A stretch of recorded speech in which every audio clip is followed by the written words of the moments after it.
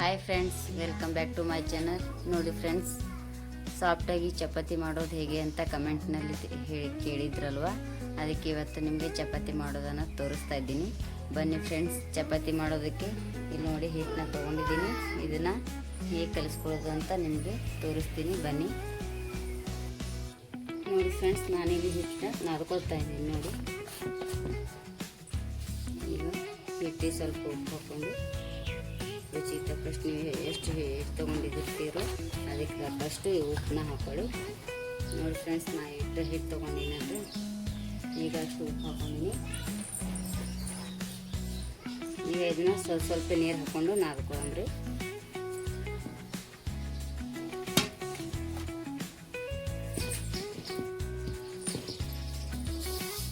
ನಾನು ಚಪಾತಿನ ಎಲ್ಲ ತಗಡಿನ ಮೇಲೆ ಮಾಡೋಗ್ತೀನಿ ನೋಡಿ ಫ್ರೆಂಡ್ಸ್ ಇವತ್ತು. ಅದಕ್ಕೆ ಹಿಟ್ಟನ್ನ ತೆಗಿಗೆ ನಾದ್ಕೋಬೇಕು, ಸ್ವಲ್ಪ ಅಳಸಾಗಿ ನಾದ್ಕೋಬೇಕು ಹಿಟ್ಟು. ನೋಡಿ ಫ್ರೆಂಡ್ಸ್, ಹಿಟ್ಟನ್ನ ಈ ರೀತಿ ಮೆತ್ತಗೆ ಮಾಡ್ಕೋಬೇಕು.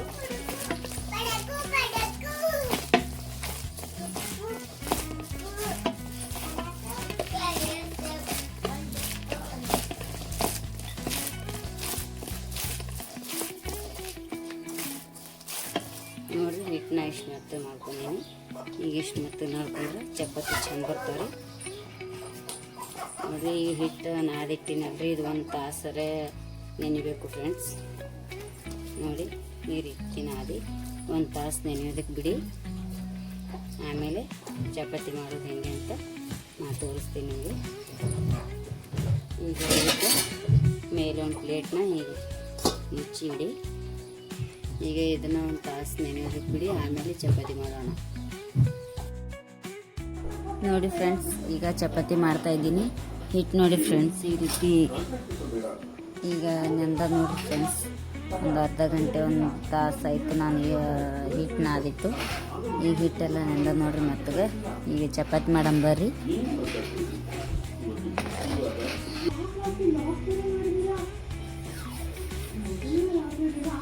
ಫ್ರೆಂಡ್ಸ್, ಈ ರೀತಿ ಹಿಟ್ಟು ನೋಡಿ ಎಷ್ಟು ಮೆತ್ತಗಿರ್ಬೇಕು ನೋಡಿ ಚಪಾತಿ ಮಾಡಿ. ನೋಡಿರಿ, ನಾನೀಗ ಹೋಳಿಗೆ ಮಾಡೋ ತಾಟಿನ ಮೇಲೆ ಚಪಾತಿ ಮಾಡ್ತೀನಿ.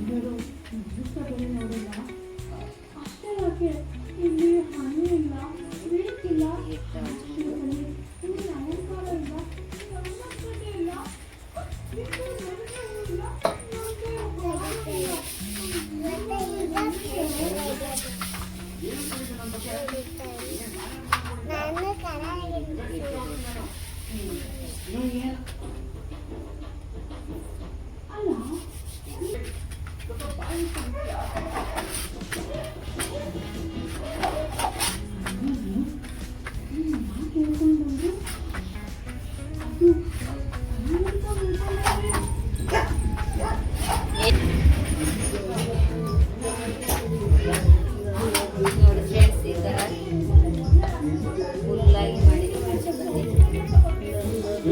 ಈಗ ಹಂಚಿ ಎಣ್ಣೆ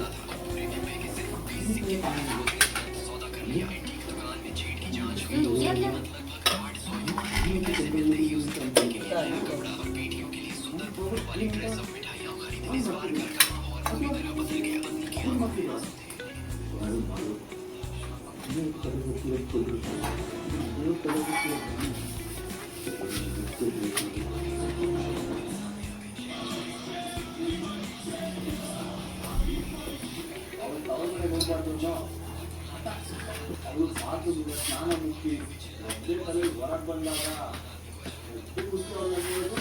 ಏನು ಸುತ್ತ ಮನಸ್ಸಲ್ಲಿ ಅವ್ರ ಬಗ್ಗೆ ಉಳ್ಕೊಂಡಿದೆ.